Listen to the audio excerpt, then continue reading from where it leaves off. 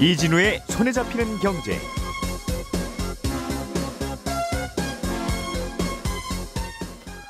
안녕하십니까, 이진우입니다. 나이는 10살, 고향은 남극, 경력은 EBS 연습생. 요즘 유명세를 떨치고 있는 펭수라는 캐릭터의 프로필이 좀 재밌길래 찾아서 읊어봤습니다. 이 친구가 가장 존경하는 인물은 자기 자신이라고 해요. 그런데 요즘 이 펭수를 둘러싼 상표권 논란이 좀 일고 있죠. 펭수와는 아무 관련이 없는 한 일반인이 특허청에 펭수라는 상표에 등록을 출원한 건데요. 이게 만약 심사를 거쳐서 그대로 등록이 되면 이 펭수라는 상표의 브랜드의 소유권에도 문제가 생기게 됩니다.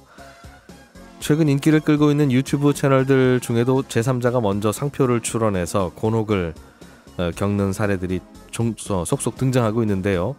상표 출원을 전문적으로 하는 이 브로커들이 기승을 부리면서 피해를 입어도 대응이 쉽지 않은 경우도 꽤 있다고 해요. 이런 일들은 자영업하는 분들, 그냥 가게, 식당, 간판 이런 곳에서도 꽤 벌어지는 일인데, 오늘은 이 펭수의 상표권 논쟁을 통해서 본 자영업자들의 상표권 관리 요령, 주의점 한번 살펴보겠습니다. 12월 30일 월요일 손에 잡히는 경제 광고 듣고 바로 돌아오겠습니다.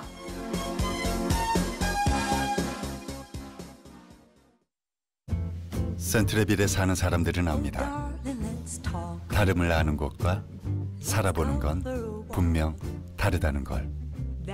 남다름의 가치를 아는 당신을 위해 정우성이 소개합니다. 디프런트 프리미엄 동부 센트레빌. 당신의 생활 공간에 맞춰주는 LG 베스트샵 생활 맞춤 컨설팅. 거실에 건조대를 놓는 대신 이 건조기를 사용하시면 거실을 훨씬 더 넓게 사용하실 수가 있습니다. 너무 마음에 들어요. 내 생활 공간에 딱 맞는 전자제품. LG 베스트샵. 가전은 역시 LG. 나에게 꼭 맞는 생유산균 락토핏. 아기에게 락토핏. 아이들도 락토핏. 우리 가족 락토핏. 맞춤형 생유산균. 내 몸에 필 락토핏. 종근당 건강기능식품입니다. 보셨어요? 메르세데스 벤츠의 첫 번째 전기차 더 뉴 EQC. 12월 한 달간 EQC를 구매하시면 홈 충전기 설치 또는 1년 무제한 충전 카드 제공, 그리고 다양한 벤츠를 2020년 중 30일간 이용할 수 있는 구독 서비스의 혜택까지 드립니다. 역시 전기차도 메르세데스 벤츠라면 믿을만하네요. 자세한 사항은 홈페이지를 참조하세요. 서울에서 가장 큰 지식산업센터는 시작부터 다릅니다. 공원을 조망하는 오피스와 400여석 규모의 홀, 몰과 레지던스까지 현대 지식산업센터 가산 퍼블릭. 12월 오픈. 문의 02-839-3900. 현대건설. 2019년 9월 말 건축면적 기준입니다. 노란 우산 모델 김영철입니다. 반갑습니다. 송가인이어라. 가인씨, 노란 우산에 대해 잘 아세요? 그럼요. 노란 우산은요, 연 최대 500만원 소득공제 되고요. 500만 원이나요? 네, 이자는 연복리 지급에 공제금 압류 금지까지 되는 우리 소기업 소상공인 지킴이어라. 어떻게 그렇게 잘 아세요? 모델이 이 정도는 알아야죠. 소기업 소상공인을 위한 노란 우산. 우리 경제 영웅인 사장님들을 든든히 지켜드립니다.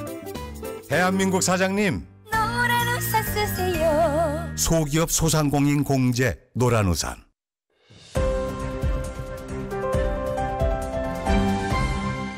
이진우의 손에 잡히는 경제. 네, 경제 뉴스들 먼저 챙겨 들어보겠습니다. 조인디의 고란 기자 나오셨어요. 어서 오십시오. 네, 안녕하세요. 한진그룹에서 또 문제가 좀 생기는 모양이에요. 네. 어떤 일이 벌어졌는지부터 좀 설명해 주세요. 왜 기사들 보시면 남매의 난이라는 말 많이 봤을 텐데 이젠 모자의 난 뭐 이런 얘기가 있잖아요. 그게 재계에 따르면 조원태 한진그룹 회장이 25일 크리스마스를 맞아서 가족회동을 위해서 서울 종로구 위치한 그 이명희 고문 어머니죠. 예. 집을 찾았다라고 합니다. 그 재계에 따르면 이때 그 조원태 회장이 그 누나인 조현아 전 대한항공 부사장이 입장 표명을 한 것에 대해서 공기적으로 반기를 든 이거에 대해서 그 언론에서 이것이 그 이명희 고문 어머니와의 교감이 없었다면 불가능했을 것이다라는 해석을 한 그 보도가 꽤 있었어요. 예. 그에 대해서 굉장히 불쾌하면서 불만을 표시하는 과정에서 좀 집안의 물건이 부서지고 그리고 이명희 고문이 약간 경미한 상처를 입었다라는 게 알려졌는데 예. 사실 집안에서 벌어진 일인데 이게 어떻게 알려지겠어요? 이 계기가 세계일보가 그 요 사진 관련된 소란이 벌어졌던 사진을 보도를 했습니다. 그러면서 이 내밀한 집안 사정이 공개가 된 거죠. 예. 이 어머니 이 고문이 저 회사 쪽 임원에게 이런 일이 벌어졌다고 사진을 보냈을 가능성은 있는데 그게 이제 언론사에 흘러갔다는 건 그 임원이건 아니건 어떤 분이 언론사에 흘렸다는 얘기고 네. 그 말은 한진그룹 안에서는 조원태 회장 네. 남동생이죠. 유일한 아들 한 분하고 좀 다른 줄에 서는 임원들이 꽤 있는 거 아니냐. 그렇죠. 그런 해석을 낳고 있어요. 사실 그 직장인 입장에서는 재벌가 같은 경우에는 소위 말하는 줄을 잘 서야 된다는 얘기들이 많이 나오잖아요. 실제로 그런 일이 벌어졌던 게 지난달 29일 인사가 있었을 때 예. 소위 말하는 조현아 라인으로 분류되는 인사들이 전부 다 집에 가거나 좌천이 됐습니다. 예. 그리고 그 자리를 전부 소위 조원태 라인이라는 분들이 다 채웠거든요. 그러니까 이들 입장에서는 한쪽에 줄을 서야 되는 상황에서 아마 이 사진이 나갔을 때 가장 불리한 사람은 조원태 회장이잖아요. 예. 그 반대쪽에 있는 쪽에서 사진을 언론에 흘린 게 아닌가라는 해석이 나오고 있습니다. 그러면 지금 이 조원태 회장이 한진그룹의 지주회사인 한진칼의 경영권에 대해서는 아직 확실한 지분을 못 갖고 있어요. 상황이 어떻습니까? 상황이 지금 3분기 말 기준으로 그 공시를 보니까요. 한진칼의 최대 주주와 특수관계인 지분율이 28.94%입니다. 이것만 높으면 나쁘지 않은데요. 근데 조 회장, 조 전 부사장, 조현민 전무가요. 전부 6.5%포인트 안팎으로요. 다 지분이 고만고만합니다.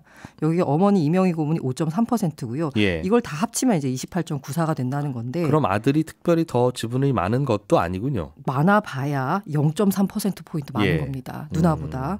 근데 여기에 그 행동주의 사모펀드 일명 강성부 펀드라 불리는 KCGI가요. 17.29%예요. 여기가 단일 주주로는 가장 많습니다. 그리고 조 회장의 백기사 역할을 한다는 이 델타항공이 10%, 그 아버지 조양호 고 조양호 회장과의 뭔가 친분 때문에 샀다라고 추정이 되는 반도건설 계열사가 6.28%거든요. 예. 그리고 국민연금이 4.11% 있습니다. 나머지는 소액주주가 한 30% 되고요. 그런데 여기서 그 만약에 이 세 명의 관계가 틀어질 경우에는 조원태 회장의 경영권이 위협받을 수 있다라는 겁니다. 그러니까 어머니와 두 딸과 아들이 합심을 해야만 이 경영권을 계속 유지할 수 있는 지분인데 네. 서로 갈라지기 시작하면 최대 주주도 아닌 게 된다는 거죠. 그렇죠. 게다가 문제가 뭐냐면 조 회장의 한진칼 사내이사 임기가요. 내년 3월 23일까지입니다. 예. 그러면 3월 달에 주총을 열어가지고 사내이사 재선임 안건을 처리해야 되는데요. 일단 과반을 확보를 해야 됩니다. 지금 만약에 똘똘 뭉쳐있는 상황이면 여기에다가 백기사로 분류되는 델타항공 그 지분까지 포함이 되는 거니까 뭐 무난하게 통과가 될 텐데요. 만약에 여기서 갈라지게 되면 델타항공이 어디 편을 들지 또 반도건설 계열사는 또 어떤 편을 들지 예. 이 가운데서 KCGI는 또 어떤 셈법을 알지 알 수가 없는 상황이기 때문에요. 조원태 회장의 경영권이 위협받는 상황인 거고요. 뭐 일각에서는 주총 전에 아마 마무리가 될 거다라고 하는데요. 이렇게 서로 무슨 그 뭐 폭행이 일어난 사진까지 공개가 되면서 약간 갈등을 봉합하기 좀 어려운 거 아니냐 뭐 이런 여러 가지 해석이 나오고 있습니다. 그런 일이 벌어지고 있군요. 예, 다음 뉴스 하나 또 보죠. 암호화폐 거래소 중에 이 빗썸이라는 곳이 거래 대금이 제일 많은 곳입니까? 지금 현재는 아닌데요. 예. 과거에 그랬습니다. 근데 국세청이 이 거래소에 대해서 803억 원의 세금을 내라고 고지서를 보냈다고 해요. 네. 이게 이제 빗썸에 법인세를 부과하거나 뭐 그런 건 아니고요. 예. 지금까지 이제 빗썸 법인세는 뭐 꾸준히 납부를 해왔고요. 문제가 된 부분이 뭐냐면요. 빗썸을 이용하는 그 외국인, 정확히 말하면 비거주자로 구분이 되는 예. 이 이용자가 암호화폐를 거래해서 뭔가 소득을 얻었다면 이에 대해서 빗썸이 원천 징수를 했어야 된다라는 거예요. 이제 예를 들면 이제 제가 월급쟁이라고 하면 월급을 예. 받을 때 아예 회사에서 월급을 떼고 줍니다. 이제 원천 징수를 하고 주잖아요. 복권 같은 거 당첨돼도 복권 네, 아예. 당첨금 주는 쪽에서 세금 떼고 주죠. 맞아요. 근데 이제 저 같은 경우에는 그 이렇게 여기 손경제에 출연해서 고맙게도 출연료를 받으면 이거는 이제 세금 떼고 드리죠. 예, 세금 떼고 주는 데다가 이제 기타 소득으로 잡히는 거예요. 예. 그러면은 국세청에서 그 5월 달마다 이제 소득을 종합소득세를 신고를 해야 됩니다. 이렇게 거주자의 경우에는 그냥 제가 신고를 하면 되는 거거든요. 예. 근데 만약에 MBC에서 세금을 떼고 주더라도 제가 원래 받는 임금이 있기 때문에 거기다 더 더해지면 세율이 좀 달라질 수가 있기 때문에 예. 또 그걸 제가 개인이 정산을 해야 돼요. 근데 외국인 같은 경우에는 이 정산 의무를 약간 부여하기가 좀 어렵잖아요. 언제 나갈지도 모르고 네. 하다 보니까 예. 그러다 보니까 뭔가 소득을 주는 쪽에서 아예 원천 징수를 그냥 일괄적으로 해라라는 의무가 부과되거든요. 그러니까 이제 국세청 입장에서는 빗썸이 그렇게 외국인 이용자에 대해서 원천 징수 의무를 부과했어야 되는데 네. 아예 세금을 떼었어야 되는데 그걸 안 뗐다. 그걸 아하. 지금까지 안 뗀 게 803억 원이다. 라고 해가지고 한 번에 내라라고 하고 청구서를 내민 셈인 거죠. 근데 이게 조금 어려운 게요. 그러니까 국세청 입장에서는 빗썸 너네가 내고 빗썸 너네는 외국인한테서 돈을 돌려받으면 되잖아 세금을 라고 하지만 지금 예. 현재 그 이용자 추적도 어렵고요. 그 해외로 나간 경우에는 그 세금을 받을 방법이 없기 때문에요. 지금 당장은 그렇죠. 지금은 이미 외국인에게 돈을 줄 때 외국인은 거래소에서 내 계좌에 있는 돈이니까 가져나갈게요 하고 가져나갔을 텐데 맞아요. 국세청의 해석은 그 돈 가지고 나갈 때 그대로 다 줘서는 안 되는 거고 이 외국인이 암호화폐를 거래해서 번 돈이 있으면 그 돈의 그 소득에 따라서 내야 할 세금을 거래소가 국세청 대신 걷어서 갖고 있어야 됐다. 맞아요. 그 얘기죠. 네. 근데 왜 그걸 안 갖고 했다. 있었느냐. 네. 그러니 지금이라도 그 돈 일단 국세청에 내고 네, 일단 국세청에 내라. 혹시 당신들이 못 받았다면 그거야 지금이라도 전화해서 받든. 네네네. 그건 우리가 뭐 잘 모르겠다는 네, 얘기죠. 그 부분은 내가 알 수 없다는 거죠. 근데 대개는 이렇게 원천 징수를 해야 하는 의무자임을 알고 있었으면 당연히 원천 징수를 했을 것이고 혹시 그걸 안 해놨다면 당연히 그건 그쪽의 잘못이긴 한데 거래소 빗썸의 입장에서는 우리뿐만 아니라 다른 거래소도 다 안 하고 있고 거래소에서 이걸 제가 원천 징수를 합니까? 우리는 중간에서 정말 거래하는 거 도와주는 사고 파는 거 가만히 지켜보는 관찰자일 뿐인데 그렇죠. 라는 반론을 할 수 있겠군요. 그 빗썸 입장에서는 아직까지 이게 그 사실 우리가 암호화폐라고 부르지만 법적으로 정의된 용어가 없어요. 가장 최근에 정의된 게 그 특정 금융 정보 보고 및 이용 등에 관한 법률 일명 특근법의 가상 자산 이름으로 소위 말한 비트코인이라는 게 처음으로 법안에 들어갔거든요. 예. 지금까지는 이게 화폐인지 자산인지 뭐 정확히 뭐 성격 구분이 안 됐습니다. 그런데 이제 그래서 빗썸 입장에서는 야 이거 자산에 대한 자산인지 화폐인지 그리고 무슨 무슨 소득으로 이걸 분류할 건지 아직 정해지지도 않았는데 우리가 이걸 어떻게 세금을 떼느냐라는 거고요. 국세청은 일단 그 과세 제척 기간이라는 게 있습니다. 그러니까 5년이 지나면 수익이 공소시효 같은 거죠. 네, 맞아요. 5년이 지나면 그 사이에 수익이 발생했더라고 해도 소득이 발생했다라고 해도 세금을 거둘 수가 없는 거예요. 근데 이제 2015년부터 이제 빗썸이 만들어져서 거래가 시작됐으니까 이제 조만간 세금을 더 이상 거둘 수가 없는 그 기간이 다가옵니다. 그러니까 이제 급하게 청구서를 내밀지 않았나라고 하는데요. 그 국세청의 내부에서는 이 암호화폐를 자산으로 분류를 하고 양도소득이 아닌 기타 소득으로 분류를 해서 그 빗썸 측에다가 803억 원을 청구한 것으로 보이는데요. 이 양도소득인지 기타 소득인지 아직 이거는 뭐 정해지지 않았습니다. 근데 일단 외국인에 대해서는 양도소득세나 기타 소득세나 다 22%라서 아마 일단 기타 소득으로 분류를 하고 청구서를 내민 것 같습니다. 설명을 듣고 보니 추정입니다만 국세청도 정확히 세금을 어떻게 매겨야 되는지 잘 모르겠지만 일단 지금 이렇게 원천징수라도 해놨어야 된다고 청구를 해놔야 나중에 받을 수가 있죠. 나중에 세금 받을 수 있으니 우리도 일단은 뭐 이걸 면피라고 합니까? 잘 모르겠고 일단 그런 느낌이 드네요. 예, 그런 일이 또 벌어졌다. 알겠어요.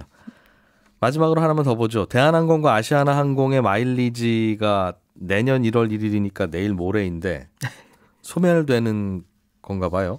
굉장히 많더라고요. 그 서울신문이 그 송원석 자유한국당 의원과 함께 항공사별 재무제표를 분석해봤습니다.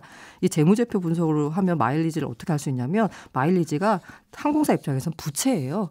그래서 예전에 아마 비행기 타신 분들은 아시겠지만 마일리지의 유효기간이라는 게 없었습니다. 그냥 평생 갖고 가는 거였거든요. 예. 또 어느 순간부터 이게 소멸기간이라는 게 생겼는데 소멸시효라는 게 너무 부채가 계속 마일리지가 쌓이다 보니까 이게 그 재무제표를 봤을 때도 보기가 안 좋은 거예요. 부채 비율이 지나치게 높아지니까. 예. 그래서 2008년부터 10년 동안만 유효기간을 주기로 했습니다. 그때부터 법을 바꿔서? 네네. 예. 법이라고 하기보다는 그냥 자기네 약관을 바꿔가지고요. 그래서 이제 올 초부터 이제 계속 소멸이 돼 왔었고요. 근데 내년에 소멸되는 규모가 대한항공하고 아시아나하고 합치면 약 5천억 원 정도 수준이 된다라고 해요. 소비자들이 이만큼 비행기를 공짜로 타시든 뭐 어디에 보태 쓰시든 포인트로 해서 무슨 상점에 가서 사시든 쓰지 않으면 날아가는 돈이라 이 말이죠. 그렇죠. 이게 유럽 항공권이 일반석 구입에 한 7만 마일리지가 쓰인다고 하네요. 예. 그러면 이걸 계산을 해보면 한 35만 명이 유럽 왕복할 수 있는 규모라고 합니다. 그러면 일단 우리는 대한항공과 아시아나 항공 등 마일리지가 소멸되는 항공사가 있으니 소비자들은 혹시 그런 거 갖고 계시면 빼먹지 말고 잘 쓰세요. 맞아요. 이것저것 알아보시고. 네. 그거밖에 할 수 있는 게 없죠? 없죠. 그래서 이게 근데 문제가 많은 게요. 네. 항공권을 마일리지로만 살려고 하니까 너무 마일리지를 많이 쌓아야 되는 거예요. 그래서 대한항공이 바꿨습니다. 내년 11월부터 항공권 값의 20%만 마일리지를 결제하고 나머지는 현금을 쓸 수 있는 방법을 추가했거든요. 요것만 놓고 보면 마치 소비자한테 유리한 것 같은데요. 요걸 잘 뜯어보니까요.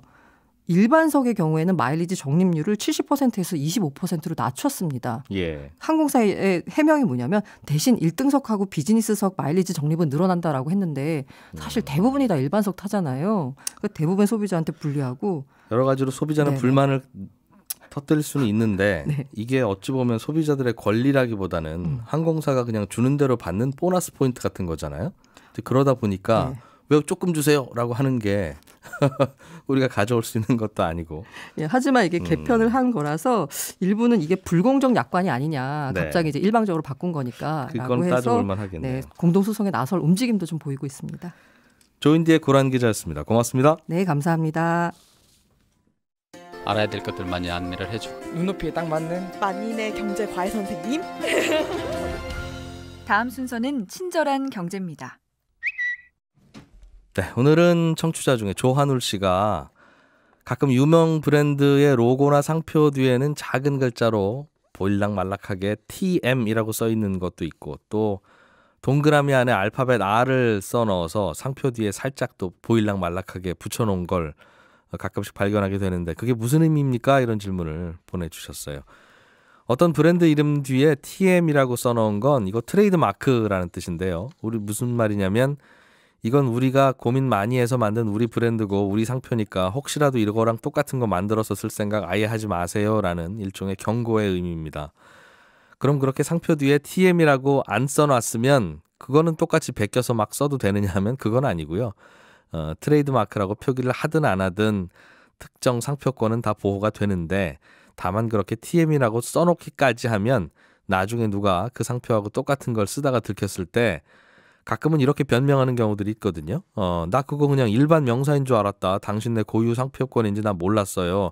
이제 알았으니까 지금부터 안 쓸게요. 넘어갑시다. 이제 이렇게 나오는 경우가 있어요. 그래서 그걸 막기 위해서 트레이드 마크라고 미리 경고를 하는 겁니다. 예를 들면 남의 땅에 함부로 들어가면 당연히 안 되는 거지만 땅 주인이 그냥 울타리만 대충 쳐놓고 끝내지 않고 땅 곳곳에 여기는 사유지니까 들어오지 마세요라는 팻말을 여기저기 박아놓으면 나중에 혹시 누가 들어왔을 때 저 사유지인지 몰랐습니다라는 변명의 여지가 많이 적어지겠죠. 그래서 상표 뒤에 TM이라고 써놓는 겁니다.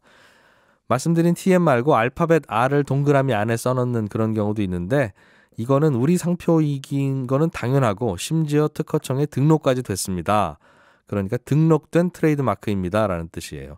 이게 없다고 역시 보호 안 되는 건 아니지만 이렇게 R이라고 동그라미 쳐서 써놓으면 심지어 등록까지 마친 상표니까 복사할 생각 하지 마세요.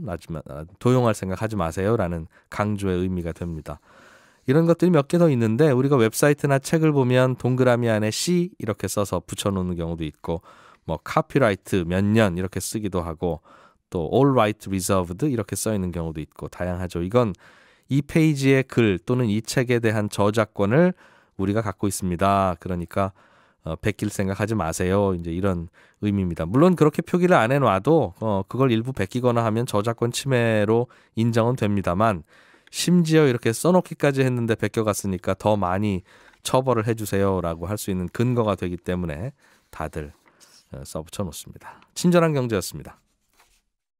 삶의 무게가 제 아무리 버거워도 영차 함께여서 당당한 사람들. 잠시 후 9시 5분 여성시대가 이어집니다. 영차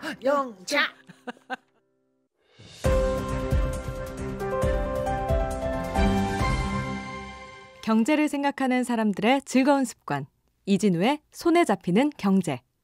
네, 요즘 유튜브에서 뭐 펭수, 보람튜브 이런 유명한 브랜드들이 생기니까 이거 처음에 만든 분들과 무관한 다른 일반인이 상표권을 먼저 출원하는 경우도 있고 뭐 심지어 받는 경우도 있고 그렇다고 해요. 오늘은 법무법인 한별의 안병환 변호사를 연결해서 이래도 되는 건지 아니면 보호받으려면 어떤 일을 좀 먼저 해야 되는지 알아보겠습니다. 안 변호사님? 네, 안녕하세요. 예, 펭수와 보람튜브가 다 누군가 다른 사람이 상표권 신청을 먼저 했다면서요? 그렇죠. 그 방송 제작과 무관한 제3자가 예. 현재 상표권을 본인이 받겠다 이렇게 신청, 출원을 한 상태인데요. 예. 뭐 아직 등록까지 된 상태는 아니고 심사 단계라고 볼 수 있죠. 뭐 인기가 높아지니까 있을 수 있는 일이다 이렇게 생각하실 수도 있겠지만 예. 주의할 것이 있습니다. 뭔데요? 우리나라는 그 상표와 관련해서 예. 선출원주의가 지금 규정되어 있거든요. 그러니까 먼저 신청을 한 사람이 예. 상표법상 등록이 안 되는 경우가 아니라면 예. 권리를 먼저 가져갈 수 있는 그런 법률 구조입니다. 그럼 나는 펭수와 아무 관계가 없는 사람이지만 상표권 등록을 아무도 안 하고 있으면 내가 먼저 펭수를 내 상표권으로 등록하겠습니다가 된다는 뜻인데. 그런데 이것은 좀 특이한 경우죠. 왜냐하면 펭수라든지 보람TV라든지 예. 굉장히 지금 유명하잖아요. 예. 그래서 이제 상표법에서는요. 현저하게 다른 어떤 사람의 상품이나 뭐 이런 것을 표창하는 것이라면 예. 혼동을 일으키는 그러니까 제3자가 이거 함부로 가져갈 수 없도록 하는 그런 규정도 있기 때문에 예. 이제 심사를 거치게 될 것이고요. 심사하는 과정에서 거절될 수도 있다, 신청이. 물론이죠. 그래서 뭐 의견 제출 통지라든지 이런 절차가 진행되는 것으로 알고 있는데요. 예. 이 단계 또한 상표법상 조금 등록이 거절될 수 있는 사유가 눈에 보이고 있으니 당사자 의견도 제출하고 예. 소명도 좀 해달라 이런 심사 단계로 저는 이해하고 있습니다. 그러면 누군가가 예를 들면 저희 손에 잡히는 경제 같은 경우에도 네. 누군가가 손에 잡히는 경제라는 상표를 전혀 관계없는 분이 신청을 했으면 특허청에서 손에 잡히는 경제한테 연락해줘요? 혹시 전혀 모르는 사람이 신청한 것 같은데 알고는 계세요? 이런 연락을? 그렇게 안 하죠. 출원은 일단 예. 본인이 예. 상표법에 따라서 상표권자로서 보호를 받고자 한다면 본인이 적극적으로 먼저 해놨어야 신청하고. 된다. 그렇습니다. 그렇게 하셔야 됩니다. 그리고 하나 안내사항으로 말씀드릴 것은 예. 특허청이 별도로 특허 정보를 검색할 수 있는 이 서비스를 운영하고 있거든요. 예. 키프리스라고 하는데 여기를 통해서 상표와 관련된 등록된 현황이라든지 이런 것들도 지금 검색을 해서 확인을 하실 수 있습니다. 상표가 만약에 등록이 돼버리면 그것과 똑같은 것도 사용이 금지되지만 등록된 상표하고요. 예. 뭐 외관이라든지 또는 발음, 호칭, 그다음에 뜻하는 바, 관념이라든지 이렇게 유사한 유사 상표까지도 금지가 되고 있으니까 이것을 잘 참고하셔야 되겠죠. 본인 스스로 권리 보호하셔야 됩니다. 그러면 예를 들면 펭수나 보람튜브 같은 거는 꽤 유명하다고 하니 특허청 상표심사관이 알아서 이건 유명한 건데 왜 이분이 신청하셨어? 관계도 없는 분이 하고 거절할 수 있지만 또 심사관 그분이 뭐 좀 다른 세상에서 사는 것처럼 본인의 관심사가 넓지 않으면 보람튜브가 뭐야? 라고 생각하고 그냥 받아줄 수도 있잖아요. 그렇죠. 일단 뭐 존재를 모르고 우연히 뭐 제기했을 가능성 다 없진 않잖아요. 다만 그게 굉장히 이례적인 상황이기 때문에 그렇고요. 등록되기 이전 단계는 사실 출원 공고가 된 다음에 이제 여러 가지 이의를 받습니다. 이의 신청을 할 수가 있고요. 근데 만약에 뭐 등록이 되고 난 다음에 또 다툴 수 있는 절차가 있긴 하죠. 그렇긴 한데 누군가가 등록을 신청했으니 혹시 관계자는 이의 신청하세요라는 공고를 전 국민한테 전화하는 것도 아니고 일부 어디 웹사이트에 잠깐 올려놓고 말 텐데 바쁜 사람들이 그거 매일매일 확인해 볼 수는 없잖아요. 그렇죠. 그래서 만약에 이의 신청이 없이 그다음에 여러 가지 그 간과된 상태로서 등록까지 이루어지게 등록되는 된다면 경우도 있다. 그러면 이제 뭐 별도로 특허심판원이라는 곳이 있거든요. 예. 여기서 이제 이건 무효다라든지 또 한 번 다퉈야 되겠군요. 그렇죠. 제기하셔야 되고 심판원의 결정에 대해서도 또 불복을 할 수 있습니다. 법원으로 가는 거죠. 네. 그렇게 해서 알겠습니다. 그래서 저도 가끔씩 자영업하는 분들이 뭐 예를 들면 약국이라든가 병원이라든가 마찬가지고 식당도 무슨 고유의 이름을 짓고 싶을 거 아니겠어요? 예를 들면 뭐 그렇죠. 지리산 순댓국 이런 거 하려면 도대체 이게 이제 나는 지리산 밑에서 예전에 좋은 추억이 있어서 이름을 그렇게 달아놨을 뿐인데 누군가가 그걸 상표권을 등록을 해놨으면 나는 간판 바꿔야 되는 거고 나중에 이제 그런 일이 있으니 확인을 좀 해봐야 되겠어요. 그렇습니다. 그리고 뭐 사실 가맹사업과 같이 이제 상표에 대한 법적인 보호를 기반으로 해서 사업을 확장하는 경우는 당연한데 그렇지 않은 분들이 조금 문제가 되거든요. 네. 근데 지금 앞서 말씀드렸던 상표 같은 경우에는 뭐 지리산 뭐 이렇게 지리적 명칭이고 뭐 일반 명사이고 하다 보면 상표의 어떤 보호 범위가 좀 줄어들기 때문에 가능한 경우도 있습니다만은 미리 조금 하셔야 된다. 꼭 기억하십시오. 남이 보고해 주는 것이 아니라 본인 스스로 상표권 공부를 좀 해야 침해받지도 않고 나중에 또 갑자기 손해보는 일도 없다. 네, 그렇습니다. 알겠습니다. 법무법인 한별의 안병환 변호사였고요. 손에 잡히는 경제는 또 내일 아침에 인사드리겠습니다. 고맙습니다. 이진우였습니다.